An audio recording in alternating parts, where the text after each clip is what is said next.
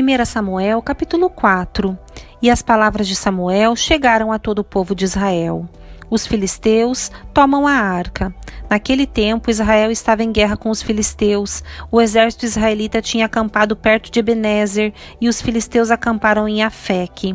Os filisteus atacaram e derrotaram o exército de Israel, matando cerca de 4.000 homens. Terminada a batalha, os soldados voltaram para o acampamento e as autoridades de Israel se perguntaram: por que o Senhor causou nossa derrota diante dos filisteus?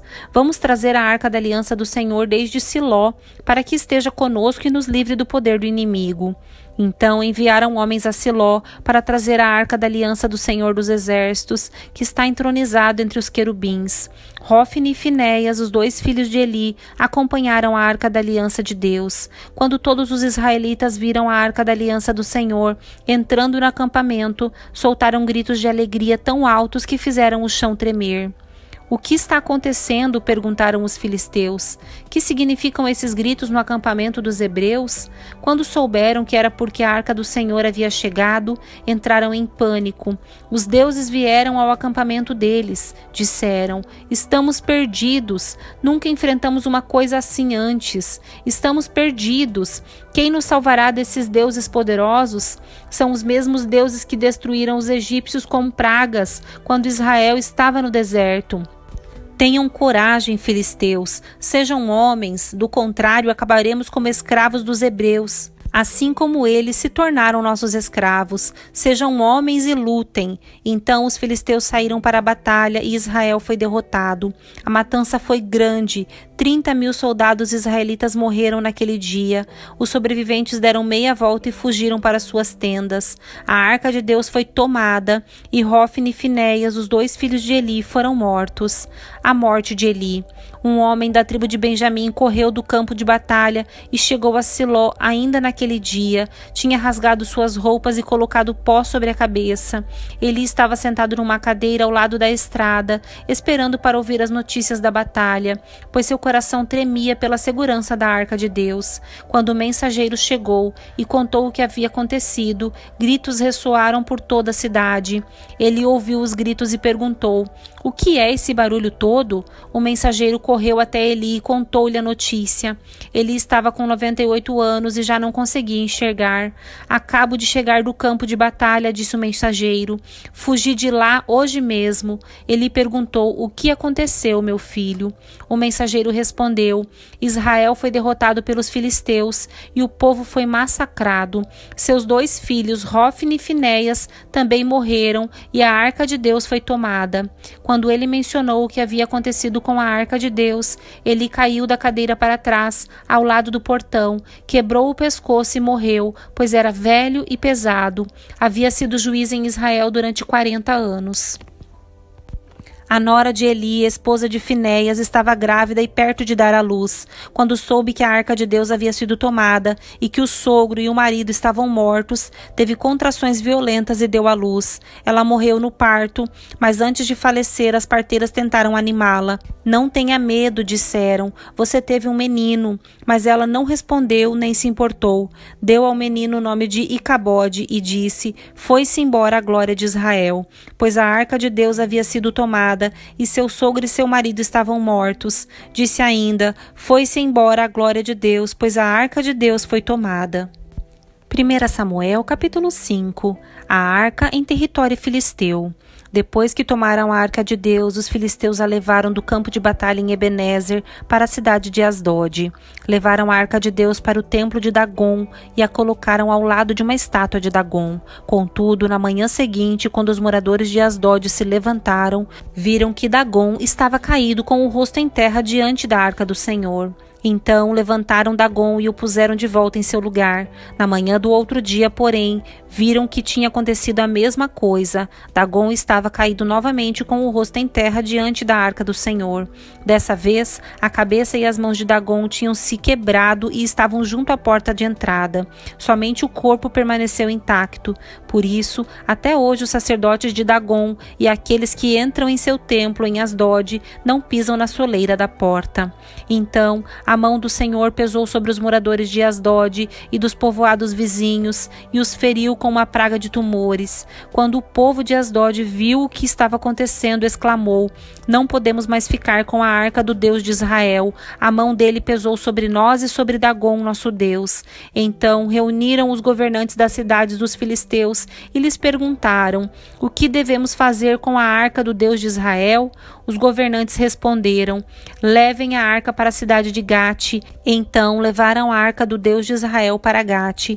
Mas, quando a arca chegou a Gate, a mão do Senhor pesou sobre a cidade, ferindo com uma praga de tumores os homens de lá, tanto os jovens como os velhos, e houve grande pânico.